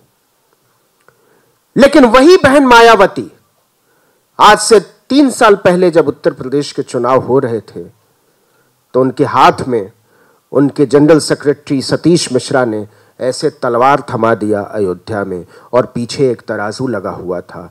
उस दिन समझ में आ गया था कि आप जब विचारों से हटेंगे तो क्या होगा. First time after the formation of BSP,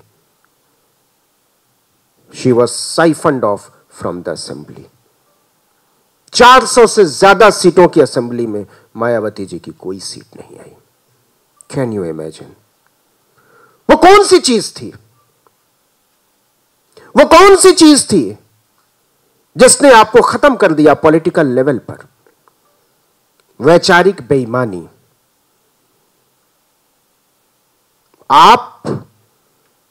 मैं हमेशा कहता हूं, आप अपने आप से बेईमानी कर सकते हैं. आप अगर सामने वाले से बेईमानी करोगे तो पकड़े जाओगे. कहते भी है ना कि बीवियां झूठ पकड़ लेती हैं. आपको सिर्फ नजर झुकाएंगे तो आप पकड़े जाएंगे. उनके पास एक तीसरी आंख होती है. आप नहीं झूठ बोल सकते, किसी भी तरह से नहीं बोल सकते. इस देश के लोगों को, और खासकर उत्तर भारत में पिछड़ों को, दलितों को बेवकूफ बनाने की कोशिश हुई है. मैं ईमानदारी से इस बात को स्वीकार करना चाहता हूं. जिस बाबा साहब, पेरियार, शाहू जी महाराज, फुले की वैचारिकी ने नीतीश कुमार को नीतीश कुमार बनाया, मायावती को मायावती बनाया, जिसने बनाया मुलायम सिंह यादव को, उन लोगों ने पे बैक टू सोसाइटी के तहत क्या किया? कौन सा इंस्टीट्यूशन खड़ा किया? यह दुखद है, लेकिन मैं ईमानदारी से यह बात आपके सामने स्वीकार करना चाहता हूं कि जो ईमानदारी आपके भीतर थी, आपके यहां रिजर्वेशन 70% तक गया और हमारे लड़के लखनऊ में लाठियां खा रहे हैं 27% के लिए, बिहार में लाठियां खा रहे हैं, वैकेंसीज नहीं आ रही है, छोड़ दीजिए नौकरी, पीएचडी में एडमिशन नहीं हो रहा। मैं इसलिए एक बड़े खतरे की तरफ आपका ध्यान खींचना चाहता हूं कि ये जो प्राइवेटाइजेशन हो रहा है वो हर चीज को पी, अजीब सा फैसिनेशन है, पी, सी, डी, अरे क्या पब्लिक प्राइवेट पार्टनरशिप, इससे बड़ी बेईमानी कुछ हो नहीं सकती।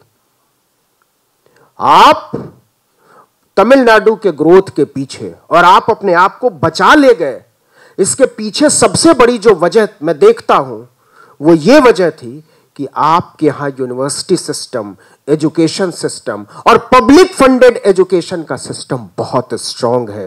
किसी भी सरकार ने उसको छूने की हिम्मत नहीं की। जिस स्टेट में पब्लिक एजुकेशन सिस्टम डेवलप नहीं किया सरकारों ने, जिस स्टेट में पब्लिक हेल्थ एजुकेशन का सिस्टम खड़ा नहीं किया सरकारों ने, वहां आप देखिए फासिज्म की हालत। क्यों? कहां से सोच निकलेगी, कहां से समझदारी निकलेगी? यूनिवर्सिटीज से निकलेगी, कॉलेजेस से निकलेगी, और आप यूनिवर्सिटीज पर ताला बंद लगा देने की बात करते हैं। अब उनको यह लगता है कि सरकारी इंस्टीट्यूशन बंद तो नहीं हो पाएंगे, उनको खत्म करो। आपने जेएनयू का फंड कम कर दिया, आपने जामिया का फंड कम कर दिया, आपने एएमयू का फंड कम कर दिया। जहां जहां प्रोग्रेसिव माइंडसेट पलता है, वहां वहां के लोग आपके निशाने पर हैं। पढ़ने वाले लोगों को जेल में, क्या इस देश को चलाने वालों को किसी आतंकवादी से खतरा है? किसी गुंडे बदमाश मवाली से खतरा है?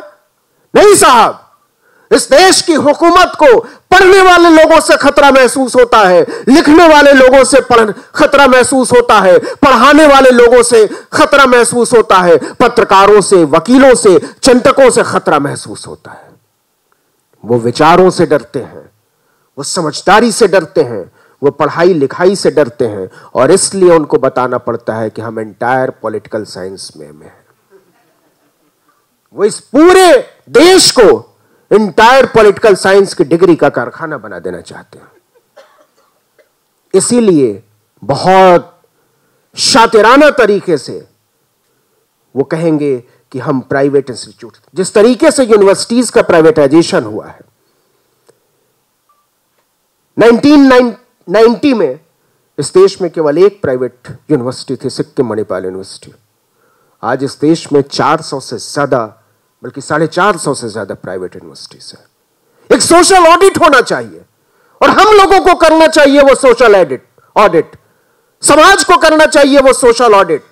पता तो चले कि इन प्राइवेट यूनिवर्सिटीज में किन तबकों के लोग पढ़ते हैं, किस कास्ट के लोग पढ़ते हैं, किस क्लास के लोग पढ़ते हैं, कौन है जो पैसे के दम पर डिग्रियां खरीदकर वो तमगा बांटते हैं कि रिजर्वेशन पाने वालों के पास मेरिट नहीं होती है।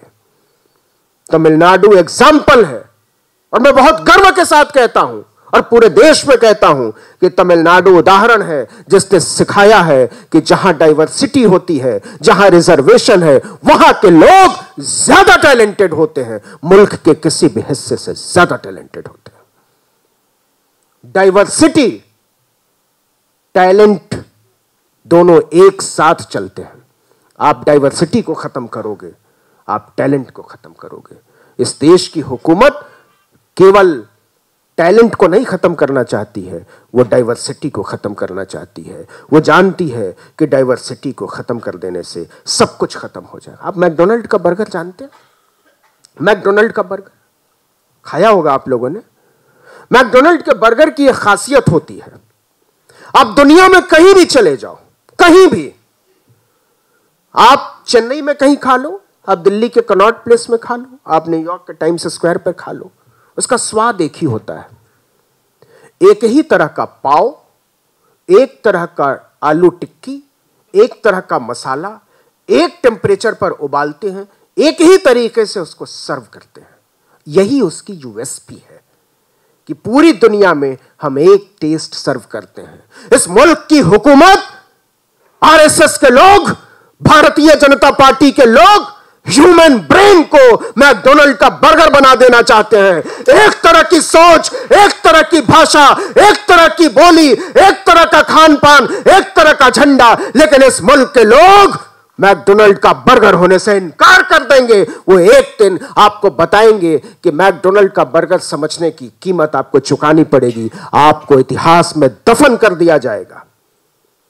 जर्मनी में आप जर्मनी जाएंगे और अगर आप हिटलर बोल देंगे तो 4 लोग पलटकर आपको पीछे देखेंगे, ये कौन आया। लोग नाम सुनना नहीं चाहते।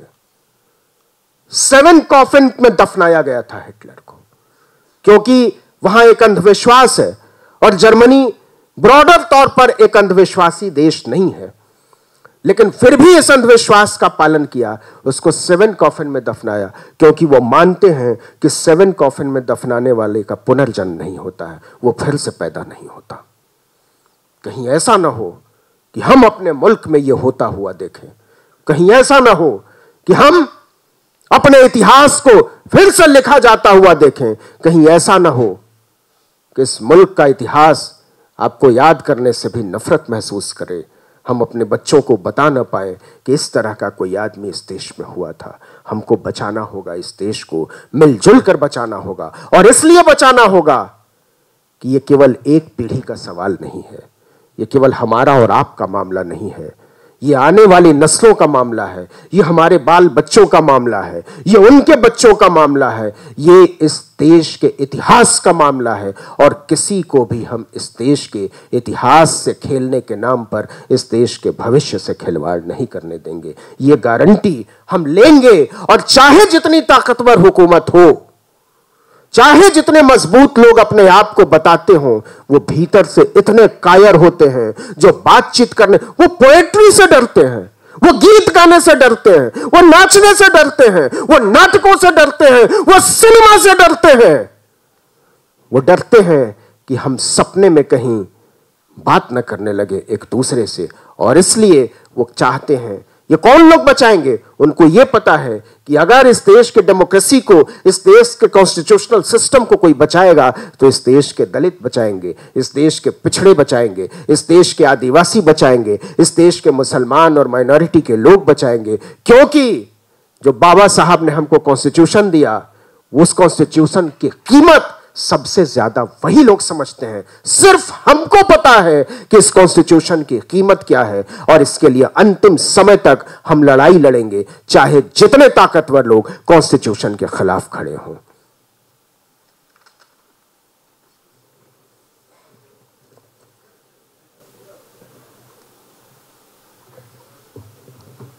यार चिरिक्கிறது?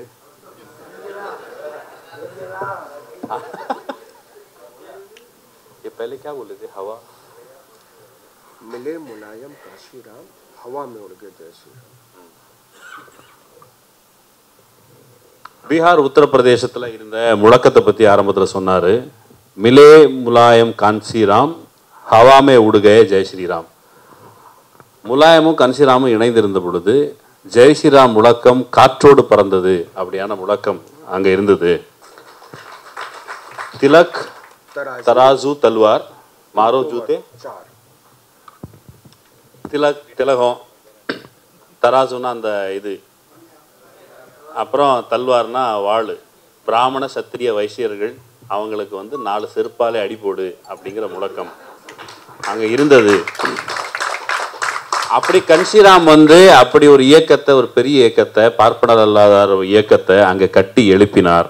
அவர் தான் அங்கே பெரியாரை முதல் முறையாக அங்கே கொண்டு வந்து சேர்த்தார். இந்தியாவிலே ஒரு 3வது பெரிய கட்சியை கட்டி எழுப்பினார். ஆனால் பின்னாடி மாயாவதி அம்மையார் சீரழிஞ்சு, அந்த தத்துவ ரீதியாக சீரழிந்து, பின்னாடி சமீபத்தில் கூட அந்த ராமர் கோயில் கட்டும்போது நீங்கள் ராமர் வந்து சத்திரியர், நாங்கள் வந்து பரசுராமருக்கு கோயில் கொட்டுறவங்கிற அளவுக்கு சீரழிஞ்சு, பின்னாடி அவங்க மேடையில் வந்து எந்த தராசு தல்வாரை செருப்பால் அடிக்கணும்னு கணிஷராம் சொன்னாரோ அந்த தராசு பின்னாடி இருக்க தல்வாரை வந்து அந்த அம்மா கையில் உயர்த்தி பிடிச்சிட்டு இருந்தாங்க. அதற்கு பிறகு 400 சீட்டுகள் கொண்ட சட்டமன்றத்தில் ஒரு சீட்டு கூட இல்லாமல் அவங்க தோற்று போனாங்க. எதனால் தோற்று போனாங்க அப்படின்னு கேட்டால், தத்துவத்திலிருந்து எந்த தத்துவத்தை எந்த கண்ணோட்டத்தை அவர்கள் பேசினார்களோ அந்த கண்ணோட்டத்திலிருந்து விலகியதன் காரணத்தால் அந்த அம்மையார் அப்படி அந்த சமூகத்திலிருந்து புறக்கணிக்கப்பட்டார்.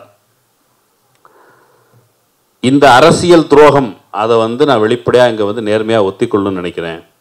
ஓபிசி எஸ்சி மக்களுக்கு செய்த துரோகம் மாயாவதியோ நிதிஷையோ எது உருவாக்குச்சோ அதற்கு அவர்கள் செய்த துரோகத்தின் காரணமாக இன்றைக்கு அவர்கள் வீழ்ந்து கிடக்கிறார்கள். தமிழ்நாட்டை எடுத்துக்கிட்டால் தமிழ்நாட்டில் 69 விழுக்காட்டுக்கு நிகராக நீங்கள் 70 விழுக்காட்டுக்கு அருகில் அவங்களுக்கு இடஒதுக்கீடை வச்சுருக்கீங்க. ஆனால் வடக்க பாட்னாவில் எங்களுடைய இளைஞர்கள் 27 விழுக்காடு இடஒதுக்கீட்டை காப்பாற்றிக் கொள்வதற்காக தெருவில் போலீசாரின் லத்தியை எதிர்கொள்ள வேண்டியது இருக்கிறது. இப்போ சமீப காலமாக நீங்கள் தமிழ்நாட்டை பொறுத்த அளவுக்கு தமிழ்நாடு இவ்வளவு முன்னேறி இருக்கிறதுக்கு காரணம் அரசு கட்டமைப்பை அடிப்படையாக கொண்ட கல்வி நிலையங்களின் வழியாக நீங்கள் பலமாக நிற்கிறீங்க. ஆனால் வடக்க அப்படி இல்லை, அதை செய்யலை. எங்கள் மக்கள் இப்போ வந்து தனியார் கல்வி நிறுவனங்கள், முதல்ல சிக்கிம் மணிப்பால் பல்கலைக்கழகம் தான் ஒரே தனியார் பல்கலைக்கழகமாக இருந்தது. ஆனால் இப்போ அது எல்லாம் போய் 400க்கும் மேற்பட்ட தனியார் பல்கலைக்கழகங்கள் அதிகரித்து போயிடுச்சு. இப்போ அந்த பல்கலைக்கழகங்கள் குறித்து நமக்கு ஒரு சமூக ரீதியான ஆடிட் தேவை. அந்த தனியார் பல்கலைக்கழகங்கள் எந்த ஜாதியை சேர்ந்தவர்கள் எந்த வர்க்கத்தார் அதிகம் பலனடைகிறார்கள் என்கிற ஒரு சமூக ரீதியான ஆய்வு நமக்கு தேவை. கல்வியிலிருந்து நம்மளை ஒதுக்கி வைக்க பார்க்குறாங்க. ஆளுகிற அந்த அதிகாரத்தில் இருக்கிற அந்த பேரரசர் என்று தன்னை அறிவித்துக் கொள்கிற அவருக்கு யாரால் ஆபத்து அப்படின்னு கேட்டால் தீவிரவாதிகளால் ஆபத்து அப்படிலாம் சொல்ல முடியாது. இந்த நாட்டில் சிந்திக்கிறவர்கள், எழுதுகிறவர்கள், படித்தவர்கள், வழக்கறிஞர்கள், இவர்களால் தான் அவர்களுக்கு ஆபத்து என்று கருதுகிறார்கள். ஆகவே நீங்கள் படிப்பதை அவர்கள் தடுக்க பார்க்கிறார்கள், சிந்திப்பதை அவர்கள் தடுக்க பார்க்கிறார்கள். இங்கே இப்போ ரிசர்வேஷன் வந்து மெரிட் கிடையாதுன்னு சிலர் பேசுகிறாங்க. ஆனால் தமிழ்நாட்டை பாருங்கள், தமிழ்நாட்டில் இருக்க பன்முகத்தன்மையும் பல தரப்பு மக்களுக்கும் ரிசர்வேஷன் கொடுத்ததனுடைய விளைவு இன்றைக்கி தமிழ்நாட்டு மக்கள் நீங்கள் உயர்ந்த சிந்தனை கொண்டவர்களாக பகுத்தறிவு உள்ளவர்களாக இருக்கிறீங்க. அங்கே இருக்கிறவங்களுக்கு நான் சொல்கிறேன், ரிசர்வேஷன் தான் இந்த பன்முகத்தன்மையை வளர்ச்சி அடைஞ்ச நிலைமையை கொண்டு வந்திருக்குது. இவங்க நம்மக்கிட்ட சொல்ல விரும்புகிறது அல்லது நம்மளை செய்விக்க விரும்புவது, மெக்டொனால்ட் பர்கர் எப்படி இங்கேருந்து உலகத்தின் எந்த மூலைக்கு சென்றாலும் ஒரே தன்மையில், ஒரே சுவையில், ஒரே வாசனையோட, ஒரே தன்மையில் அது வந்து குக் செய்யப்பட்டு சமைக்கப்பட்டு இருக்குமோ அதே மாதிரி நம்மை அந்த தன்மையோட ஒரு பர்கராக மாற்ற முயற்சி செய்கிறார்கள். அதை ஒருபோதும் இந்த நாட்டு மக்கள் அனுமதிக்க மாட்டார்கள். நாம் அப்படியான ஒரு வரலாறு திரும்பணும் அப்படின்னு நம்ம விரும்பலை. ஹிட்லர் வந்து எப்படி திரும்ப மீண்டும் உயிர்த்தெழுந்து வந்துவிடக்கூடாது அப்படின்னு சொல்லி எப்படி சமாதியில் புதைக்கப்பட்டானோ அதே போல் இந்தியாவிலும் அப்படி எதுவும் நடந்துடக்கூடாது, அப்படி அந்த வரலாறு திரும்பக்கூடாது அப்படின்னு நம்ம விரும்புகிறோம். அவங்க வந்து இந்த நாட்டை நம்மை ஆளுகிற அந்த நபர் வந்து எல்லாத்துக்கும் பயம். அவங்களுக்கு வந்து பயங்கரமான கோழைகள். அவர்கள் வந்து கனவுல கூட நீங்கள் வழக்கம் நாடகத்தை கண்டு அஞ்சுகிறார், சினிமாவை கண்டு அஞ்சுகிறார், ஆடுபவர்களை கண்டு அஞ்சுகிறார்.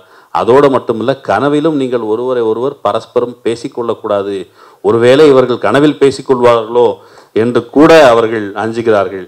இந்த நாட்டில் ஒருவேளை ஜனநாயகத்தை காக்கணும் அப்படின்னு சொன்னால் யாரால் காப்பாற்ற முடியும் அப்படின்னா, அந்த ஜனநாயகத்தின் இந்த அரசியல் சாசனத்தின் அருமையை புரிந்த பட்டியல் சாதியினர், பிற்படுத்தப்பட்டவர்கள், ஆதிவாசிகள், சிறுபான்மை மக்கள், அவங்களால தான் இந்த நாட்டில் ஜனநாயகத்தையோ இந்த நாட்டையோ காப்பாற்ற முடியும். मैं बस 2-3 मिनट और लूंगा. अंत में मैं केवल इतना कहना चाहता हूं, हम नहीं डरते हैं क्योंकि डरने की कोई वजह नहीं है. डरते वो लोग हैं जो इस देश के साथ गद्दारी कर रहे हैं. इस देश को असल में वो लोग तोड़ रहे हैं जो इस देश के हर तबके के लोगों को साथ नहीं देखना चाहते. वो इस मुल्क के अंदर बहुत सारे मुल्क बनाना चाहते हैं. वो दीवार खड़ी कर रहे हैं. हम दीवार गिराने की बात कर रहे हैं. हम साथ रहने की बात कर रहे हैं. वो कैंपों में भेजने की बात कर रहे हैं. और मैं आपको यह यकीन दिलाने आया हूं, कोई झगड़ा नहीं है हिंदी और तमिल का। यह फर्जीवाड़ा जो लोग फैलाते हैं, आप देख लीजिएगा कुछ दिनों में कहां होंगे। आज से लगभग 20 साल पहले मैंने एक उपन्यास पढ़ा, नेशनल बुक ट्रस्ट से लेकर, मछुआरे, हिंदी में था। उसके लेखक का नाम था तक्षी शिवशंकर पिल्लई। फिर मैंने बहुत सारी किताबें ट्रांसलेटेड पढ़ी तमिल की, और फिर मेरी दिलचस्पी जगी। अभी मैं जब बाहर आपके खड़ा था हॉल के बाहर और बहुत सारी किताबें रखी हुई थीं, तो मैं बहुत हसरत भरी निगाहों से देख रहा था उन किताबों को। मैं ढूंढ रहा था उसमें कि काश कोई ऐसा जादू हो और मुझे अचानक से तमिल आ जाए और मैं इन किताबों को पढ़ सकूं। मेरे दोस्त, नॉर्थ इंडिया वो लोग नहीं हैं जो लोग कह रहे हैं कि तमिल और हिंदी के बीच दुश्मनी है। तमिलनाडु और उत्तर प्रदेश, बिहार, राजस्थान, मध्य प्रदेश एक दूसरे के खिलाफ हैं। नॉर्थ इंडिया मैं हूं। नॉर्थ इंडिया मेरी तरह के वो करोड़ों लोग हैं जो आपके साथ गले मिलना चाहते हैं, जो सुनना चाहते हैं आपको, जो पढ़ना चाहते हैं यहां के किताबों को, जो आना चाहते हैं इस परिवेश में, और हमको मिलने नहीं दिया जा रहा। हमको यह करना चाहिए कि हम ज्यादा से ज्यादा एक दूसरे के संपर्क में आए, एक दूसरे से बात करें, एक दूसरे की सभ्यताओं और संस्कृतियों को समझें। एंटोनियो ग्राम्शी कल्चरल हेजेमनी की बात करता था। हर कल्चरल हेजेमनी एक करप्ट पॉलिटिकल सिस्टम पैदा करता है, एक ब्रूटल पॉलिटिकल सिस्टम पैदा करता है। हम हर हेजेमनी के खिलाफ खड़े हैं। हम चाहते हैं कि हर आदमी के हाथ में अधिकार आए। हम चाहते हैं कि हर तरह का जुल्म खत्म हो और हर बराबरी का हक इस देश के हर नागरिक को मिले। लेकिन जो लोग बराबरी नहीं चाहते हैं, जो लोग नहीं चाहते हैं कि हम और आप मिलें, वो बताते हैं कि तमिल और हिंदी के बीच झगड़ा है। मैं फिर से कहना चाहता हूं कि पूरा बिहार, पूरा उत्तर प्रदेश, पूरा मध्य प्रदेश वो 20 लोग नहीं हैं जो संसद में चढ़कर हिंदी और तमिल के बीच दुश्मनी खड़ी करना चाहते हैं। वो इतिहास के पन्नों को पलट कर कहते हैं कि हिंदी और तमिल के बीच में इतना बड़ा झगड़ा हुआ था, हिंदी के खिलाफ आंदोलन चलाया गया था। वो ये नहीं बताना चाहते हैं कि वो आंदोलन इसलिए चलाया गया था क्योंकि आप उनको सुनने तक को राजी नहीं थे। आपको सुनना पड़ेगा। हम एक दूसरे को सुनने को राजी हैं। एक समाज के तौर पर मैं आपके साथ बिल्कुल वैसा ही हूं। जब मैं हवाई अड्डे पर उतरा और वहां से निकला तो मैं अपने आप को एक विदेशी की तरह महसूस करने की बहुत शिद्दत से कोशिश कर रहा था। मैं चाह रहा था कि मैं महसूस तो करूं कि आप अलग हैं और मैं अलग हूं। मैंने इसके लिए बड़ी कोशिश की, लेकिन यकीन मानिए कि चेन्नई आकर मुझे बिल्कुल वैसा लगा है जैसे मैं अपने पिता के घर गया हूं। ये मेरे वैचारिक पिता का घर है, ये पेरियार का घर है, ये अन्ना का घर है, और इस एहसान का कर्जा कोई नहीं उतार सकता। हम सब प्यार को बचाना चाहते हैं, हम सब एक ज़ेहती को बचाना चाहते हैं, हम सब संविधान को बचाना चाहते हैं। और आखिर में मैं पेरियार से ही बात ख़त्म करना चाहता हूँ। उन्होंने कहा था, no god, no religion, no Congress, no brahminism. आज मैं इसमें से एक शब्द बदल रहा हूं। आज हमारा नारा होना चाहिए, no god, no religion, no BJP RSS, no brahminism. यही इस देश को बचाएगा, यही इस देश की नागरिकता को बचाएगा, यही इस देश के संविधान को बचाएगा, यही इस देश के लोकतंत्र को बचाएगा, और यही हम में और आप में प्यार को बचाएगा। हम सब मिलकर प्यार को बचाएंगे, हम सब मिलकर प्यार करने की ख्वाहिश को बचाएंगे, हम सब मिलकर बचाएंगे उस सोच को जिसे आइडिया ऑफ इंडिया कहते हैं। आपने मुझे बुलाया, आपने मुझे सुना, इतने मन से सुना, इतना प्यार दिया, इसका बहुत बहुत शुक्रिया।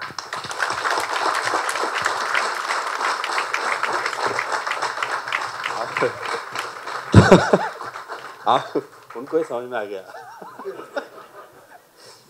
கொஞ்ச நேரம் அவர் பேசினதிலே உணர்வுபூர்வமாக எனக்கு ஹிந்தி தெரியும் அப்படிங்கிறதுக்கு அப்பால் அவர் வந்து ஒரு முறை மேடையில் பேசும்போது அந்த ஹிந்திங்கிற மொழி ஒரு தடையாக இல்லை, அவருடைய உடல் மொழியே அதுக்கு போதுமான ஒரு கம்யூனிகேஷன் லாங்குவேஜாக இருந்தது. இங்கேயும் கூட அவர் பேசும்பொழுது அப்படி தான் நான் உணர்றேன். எல்லாருமே அந்த ஒரு சேர அந்த கைத்தட்டினது. ஆனாலும் கடைசியாக சொன்னதை பற்றியே என் கடமைக்காக நான் சொல்லி முடிச்சிடுறேன். அஞ்சுவதற்கு எங்களுக்கு எவ்வித காரணமும் இல்லை. நாங்கள் இந்த நாட்டின் துரோகிகள் அல்ல. இந்த நாட்டுக்கு துரோகம் செய்கிற அவர்கள்தான் அஞ்ச வேண்டும். அவர்களுக்குத்தான் அச்சம் தேவைப்படுகிறது. நாங்கள் ஒற்றுமையை எழுப்ப பார்க்கிறோம், அவர்கள் சுவர்களை எழுப்ப பார்க்கிறார்கள். நாங்கள் இந்த சுவர்களை தகர்க்க பார்க்கிறோம். அதுதான் அவர்களுக்கும் முக்கியமான அந்த சண்டை. கொஞ்ச நாளைக்கு முன்னாடி தகழி சிவசங்கரன் பிள்ளையனுடைய உபன்யாசம் ஒன்று படித்தேன். அதே போல் இங்கே வெளியே வந்த பொழுதும் புத்தகங்கள் அடுக்கி வைக்கப்பட்டிருந்தது. அந்த புத்தகங்களை பார்த்தபோது எனக்கு ரொம்ப ஆர்வத்தோடு அந்த புத்தகத்தை பார்த்தேன். எனக்கு ஏதாவது ஒரு சக்தி வந்து இந்த எழுதப்பட்டிருக்கிற தமிழை, அந்த புத்தகத்தை நான் படிச்சிட மாட்டேனா, நான் கற்றுக்க மாட்டேனா, நான் தெரிஞ்சுக்க மாட்டேனா அப்படிங்கிற ஒரு ஆர்வம் எனக்கு மேலிட்டது. நார்த் இந்தியா அப்படிங்கிறது வந்து வடக்க இருக்க ஒரு 4-5 பேர் இந்த சட்டமன்றத்தில் உட்கார்ந்துருக்கிறவனுக்கு கிடையாது. நான் தான் நார்த் இந்தியா, என்னை போன்ற அந்த மக்கள் தான் நார்த் இந்தியா. தமிழர்களுக்கும் அந்த ஹிந்திக்காரர்களுக்கும் அவர்களுக்கும் ஒரு வெறுப்பு இருக்குது அப்படின்னு அவங்க பேச நினைக்கிறாங்க. அது உண்மை இல்லை. நீங்கள் வந்து இப்போ வந்து வரலாற்று பக்கங்கள்லேருந்து எடுத்து அங்கே இந்தி எதிர்ப்பு போராட்டம் நடந்தது, இந்திக்கு எதிராக போராட்டம் நடந்தது அப்படின்னு அவங்க சொல்கிறாங்க. அவங்க சொல்ல மறக்கிற அங்கே இருக்கிற சட்டமன்றத்தில் உள்ளவரை சொல்கிறாரு. ஆனால் அவர்கள் சொல்ல மறுக்கிற விஷயம், சொல்ல மறைக்கிற விஷயம், நீங்கள் அவர்கள் சொன்னதை கேட்க மறுத்தீர்கள், செவி கொடுக்க மறுத்தீர்கள். அதன் பொருட்டு தான் அந்த கலகம் நடந்தது என்பதை எங்களவர்கள் அங்கே இருக்கிற அந்த சட்டமன்றத்தில் இருப்பவர்கள் சொல்ல மறுக்கிறார்கள். நான் அங்கே வந்திருக்கிறேன், என் மேலே அன்பு செலுத்துறீங்க, நான் சொல்வதை நீங்கள் கேட்குறீங்க, இவ்வளோ அன்பு கொடுக்குறீங்கன்னு அதனால் நெகிழ்ந்து போயிருக்கிறேன். இந்த நாட்டில் கான்ஸ்டியூஷனை காப்பாற்றுறது அப்படின்னு சொன்னால் அதை நான் பெரியாரை சொல்லி முடிக்கிறேன். நம்மால் தான் காப்பாற்ற முடியும். No God, no religion, no Congress, no பிராமணிசம்னு சொன்னார். அதில் ஒரே ஒரு வார்த்தையை மட்டும் மாற்றிட்டு no God, no religion, no BJP RSS, no பிராமணிசம்.